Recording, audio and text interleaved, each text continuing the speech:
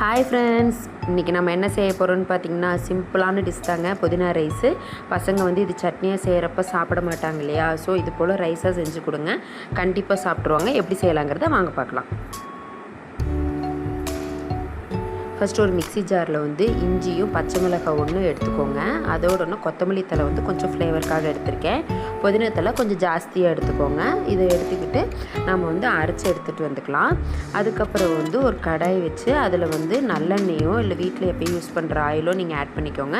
கொஞ்சம் கூடுதலாக ஆட் பண்ணிக்கிட்டு அது நல்லா காஞ்சதுக்கப்புறம் கடலப்பருப்பு, உளுத்தம்பருப்பு, பூண்டு, வரமிளகாய், கருவேப்பிலை ஆட் பண்ணி இதை நல்லா கலரிக்கோங்க. நல்லா இதை தாளித்து விட்டுட்டு வெங்காயம் வந்து கொஞ்சம் கூடுதலாகவே சேர்த்திக்கலாம்.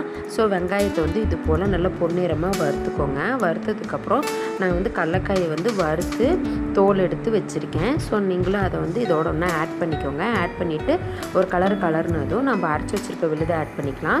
ஸோ அரைச்சி வச்சதை வந்து ஆட் பண்ணிவிட்டு இதில் இருக்க தண்ணி எல்லாம் சுண்டி நல்லா திரண்டு வரட்டுங்க.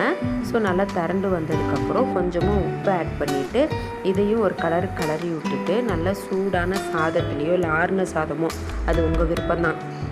நல்ல சூடான சாதத்தை வந்து அதில் போட்டுட்டு நல்லெண்ணெயை வந்து ஊற்றி விட்டு இதை வந்து அப்படியே நல்லா ஜென்ரலாக கலருங்க.